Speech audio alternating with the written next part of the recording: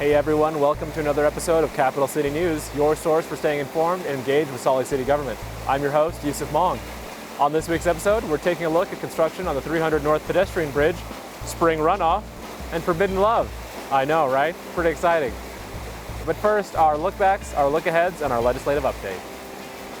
At the May 23rd meeting, the City Council received briefings on the budgets for fiscal year 2024 for several of the city's largest departments, including the Community and Neighborhoods Department, the Public Lands Department, the Public Services Department, the Golf Division, the Fleet Department, and the Non-Departmental Fund, which includes general fund transfers, grants, and special revenue funds. They also began reviewing possible interests for other budget changes. To learn more, please visit slc.gov/council. Mayor Mendenhall and other city officials attended Salt Lake City Police Department's annual Fallen Officer Memorial, held to commemorate the 25 fallen officers of the department's history who gave the ultimate sacrifice, serving the Salt Lake City community. Construction continues in Salt Lake City. For how long? Probably as long as it takes until I figure out what to do with my hands. Sorry guys. This week's update, we take a look at the 300 North pedestrian bridge. Installation of the west elevator continues, and the east tower is being prepared for installation as well. Additional work in the upcoming weeks includes steel work and welding, a polymer overlay, and the installation of metal paneling. Completion of the bridge is planned for late summer of 2023. More information is available at the website. For this and future construction updates, remember to stay tuned or check slc.gov/construction. For our interview this week, we speak to Brian McInerney, Public Utilities Hydrologist, about, you guessed it, spring runoff. What we dealt with this runoff season and are currently dealing with is that we had record snowpack. We've never had a bigger snowpack in the Six Creeks area. Now the question was, with that record snowpack, how is this going to come off? Are we going to have record flooding associated with that? And what we need to look at is what the weather brought us through April, May, and into June. Is it going to be incredibly hot? Are we going to have a lot of thunderstorms? Are we going to have long duration, widespread rainfall? And really up to this point, the weather's been a perfect scenario for shaping this runoff. We've had periods of warm, we've had periods of cold, followed by periods of warm and cold, and that going back and forth through April, and that was very advantageous. And at some point, we needed to bring this snow off of the hill. And we've had temperatures that are roughly 5 to 10 degrees above average for most of May, which has been a perfect scenario. We've had high flows, but nothing damaging. We had some brief flooding on Emigration, and really that has been our isolated event. Currently, we have bank full flows throughout the entire area. We have water running, but Salt Lake City Public Utilities has been game planning for this for some time. And they've been adaptive, they've been flexible, they've had a lot of moving parts to keep the public safe, keep the water out of the roadways. And we just had a meeting this week, and we meet every week with the forecast, and then we game plan for how it's going to be dealt with. And that's worked out quite well. To this point, we've had a runoff that's been very doable.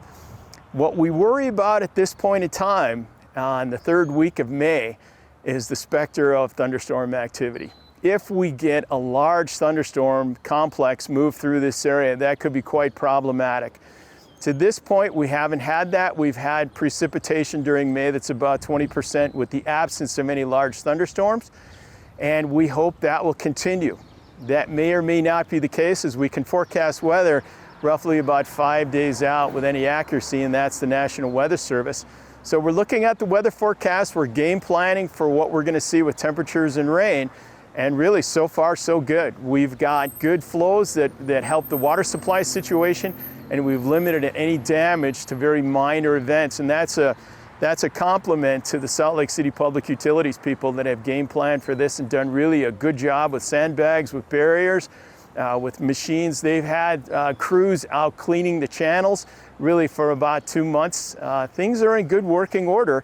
And that's what we'd like to see up to this point. We don't want to see thunderstorm activity if we can keep that at bay and keep temperatures in this 5 to 10 degree range above average.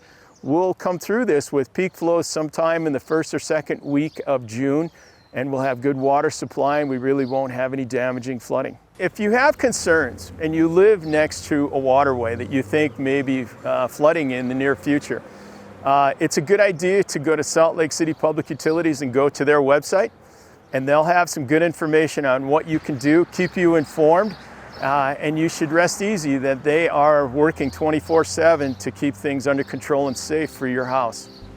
Forbidden love, star-crossed lovers. Yusuf in high school? No, it's actually the tale of stage actress Ada Dwyer Russell and her lover, Pulitzer Prize-winning poet Amy Lowell, in this week's History Minute. Born in 1863 in Salt Lake City, Mary Ada Dwyer was the firstborn daughter of James Dwyer and Sarah Ann Hammer.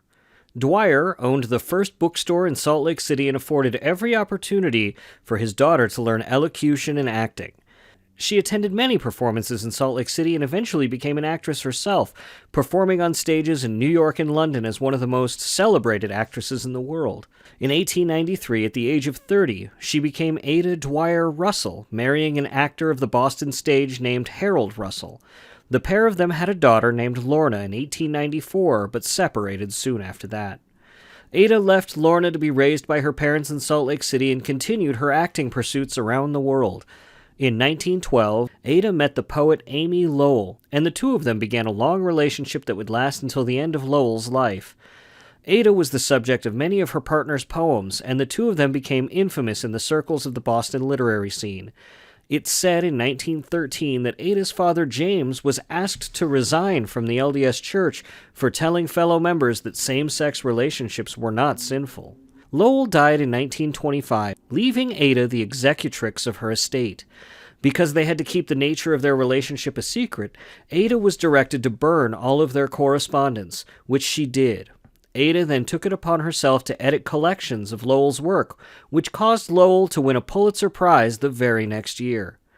In October of 1928, as the Salt Lake Theater was having its final performance before its destruction, Ada Dwyer Russell read one of Amy Lowell's poems, Lilacs, on stage as an honored guest.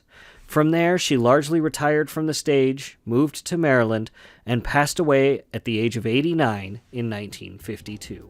That's it for another episode of Capital City News. Remember, the best way to stay engaged is to stay informed. You can do that by following us on social media at SLCGov, subscribing to us on YouTube, or tuning in to Channel 17. Remember to take care of yourself and take care of each other. Reporting in from Emory Grove, I'm Yusuf Mong.